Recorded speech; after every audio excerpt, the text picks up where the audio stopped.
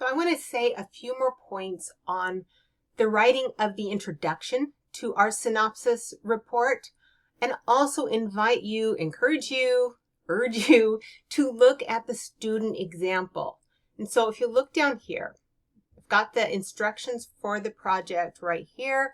And if you come down here to the report, it's asking for an objective introduction. This entire report needs to be objective. That means you are not going to be sharing your opinions on the topic, on the behavior, or on the opinions shared by the different authors that you've gathered around your table. You are simply reporting to your audience what these authors had to say and how they kind of overlap with one another, how they come into conversation with one another.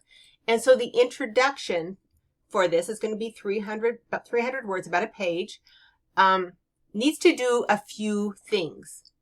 This is everything that this introduction needs to include. It needs to open with a broad statement. If you go back into our module, there is a great handout on writing introductions, explains the importance of that broad statement that allows the reader kind of a graceful entry into your project, into the thing that they're about to read, so it's not too jarring. So you're going to open with a broad statement. You're going to explain why this conversation among the experts is relevant to society. You're going to identify and describe 2 or 3 common points of discussion that you've identified among your authors, among the people that you've gathered together. That is going to be the result of your SOAR mapping. What kind of connections did you see in your SOAR mapping? And then you're going to introduce your synopsis. All right, so let's go down here and click on that synopsis report example and pull up what it looks like.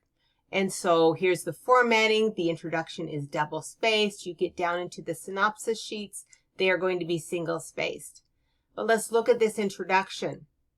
This is all about the globalization of English and how it leads to Indigenous language loss. This is something this student recognized in their community.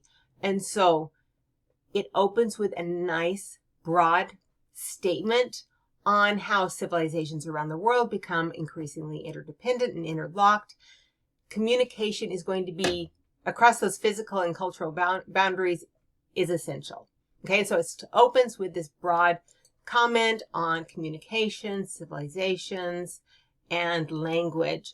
And then it gets into the details. If you study this middle section of the introduction, this student has identified a couple common points of discussion among the researchers that they are sharing with their audience here.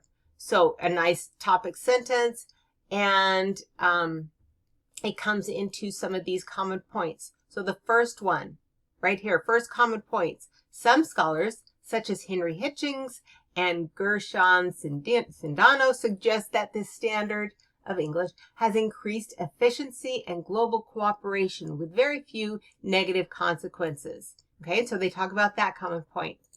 However, see that however is doing a lot of work here. It's guiding the reader into another common point of discussion. Okay, it goes through here. However, as a result of their research, both Mark Turin and Alden Woods argue that privileging English carries serious consequences. So that's another common point that they found among these 2 different authors. And then finally, most of the researchers agree that this decline is has substantial ramifications. So this was the 3rd common point of discussion that they identified. And they rather than naming the authors in the sentence, they simply include the authors in an in-text citation. So each of these 3 authors talked about how this decline has ramifications. All right. And then finally, that last step, why does it all matter? What is the significance? And introducing the synopsis, that's happening in this final paragraph. And it's got some great questions. They bring in the research question and kind of why it's important, and kind of a guide towards the synopsis. The following synopsis, acknowledge, that language loss. And then after all of that information, the reader is prepared to understand what they're about to read, to appreciate these different synopsis sheets, and see how they all fit together. All right? Reach out if you have any questions.